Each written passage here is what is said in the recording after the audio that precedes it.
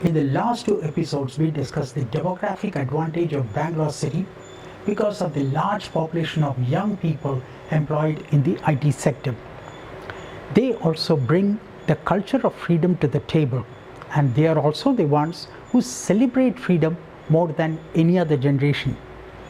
Bangalore at the same time is also known as the startup capital of India.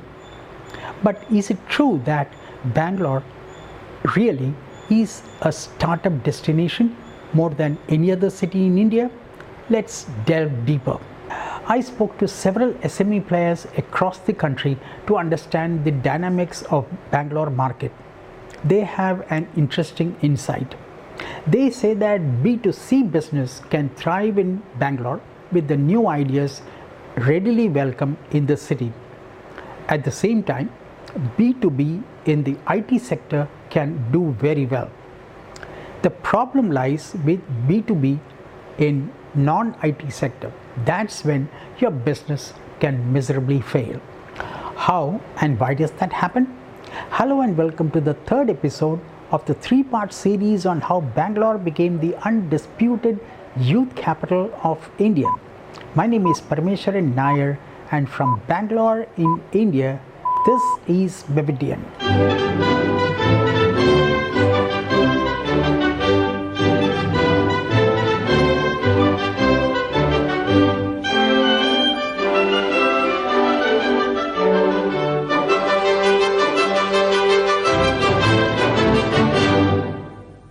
Let me give you the first example. I have a friend who passed out of IIT Mumbai and then he went to Bangalore to set up his first B2B business in non-IT sector. He tried to gain traction for almost 3 years, but it just wouldn't take off. He wound up his operations and then he came back to Mumbai, and where he started the same business, and in no time it flourished. There is a reason why Mumbai is the business capital of India, and no other city, including Pune, which is in its neighborhood, can compare with its ability to help entrepreneurs set up business, especially in non-IT sector. Here again, I would credit the locals in Mumbai who have nurtured that business savviness in people, which you won't find even in the neighboring Gujarat. To paraphrase my IIT friend's explanation, Bangalore has a multitude of international and multinational companies, but when it comes to B2B business, it is still immature and unsophisticated. In Mumbai, even the watchman standing outside the apartment complex or the rickshaw driver understands that there is going to be give and take in everyday dealings. In Mumbai, when there is an external meeting fixed with a corporate head honcho, everyone in the meeting room understands that by the end of the meeting there will be a business proposal to which they have to either say yes and negotiate or just refuse the business proposal. I spoke to several SME players in B2B market in Mumbai who have forayed into other markets. They all have come to the same conclusion after having burned their fingers in their expansion drive, which includes Bangalore. One SME chief in Rabale told me that in Bangalore, if you have a business proposal at the end of an hour-long meeting with a corporate head, he would actually tell you that commercial negotiations are not appreciated because it was supposed to be a social call. He also added that in Mumbai, if you don't have a business proposal by the end of the meeting, the corporate head would look surprised and even express disappointment. I know that's a little harsh on Bangalore, but it is what it is. But the flip side of this argument is even more interesting. The SMEs which have gone to Bangalore say that they are pleasantly surprised by the timely payments that big corporates make to SMEs in Bangalore. Bangalore not only believes in timely payments but also sticks to the contract to the last word. This culture is all pervading in Bangalore. It could be about the corporates being served by SMEs, or it could be the landlords sitting on your hefty deposits. Following the contract to the last word goes without saying.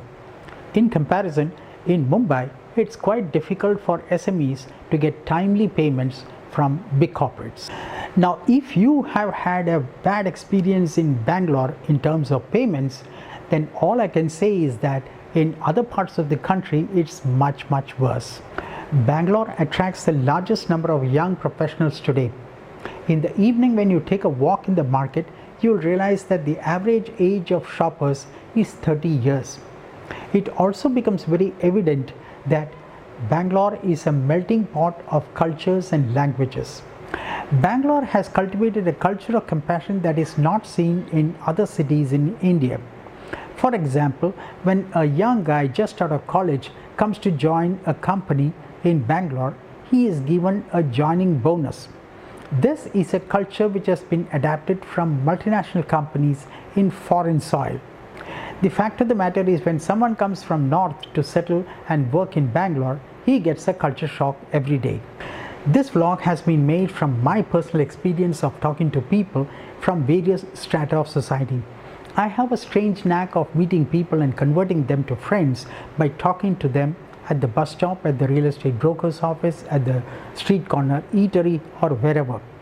It's always good to know the personal stories of people to understand the societal trends and pain points. Yes, the settings have changed because I'm at a different place in Bangalore. Bangalore city too has changed a lot in the last few decades, just as the people's outlook and behavior. Being an unofficial behavioral scientist myself, I can vouch for what goes on in the subliminal level and the undercurrents. I have found Bangalore to be the best city in India because of livability, and livability has a direct correlation with people. People make a place good or bad. You may stay in a luxury apartment, but if your neighbors are bad, you will hate the place. And if you're staying in a slum and if your neighbors are good, you will have a blast. You may notice that people living in the slums show less signs of mental stress, though their life is much more difficult than middle class. That is possible because of the people around them. Okay, let me squeeze in one more important point. Many from the north might notice an antipathy towards Hindi language in Bangalore city. But I never have had that kind of experience in Bangalore or anywhere else in the country because I converse only in English. Okay, let me say this straight, cut and dry. I find Bangalore to be the best city in India to live solely because of the culture of freedom. And that culture of freedom does not come from any state intervention or policy. That comes from the culture that is bred by the people, the locals of Bangalore city. In all this talk about why people from outside Bangalore come here and settle and never think about going back, there are a lot of things which are inexplicable. I don't know if many will understand what I'm saying, but Bangalore has its magic and it has nothing to do with its weather.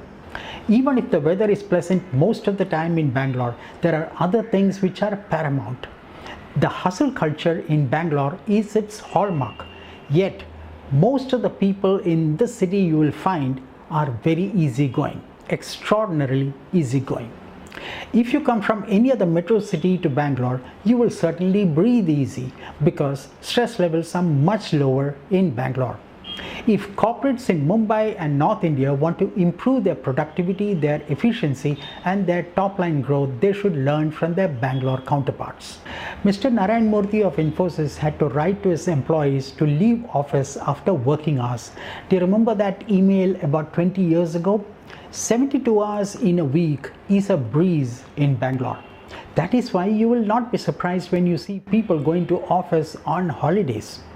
You can go to a single screen theater nearby to watch Kannada movies or take motorbikes on rent along with friends and go on a road trip, or you can go to office on a Sunday and complete your pending work.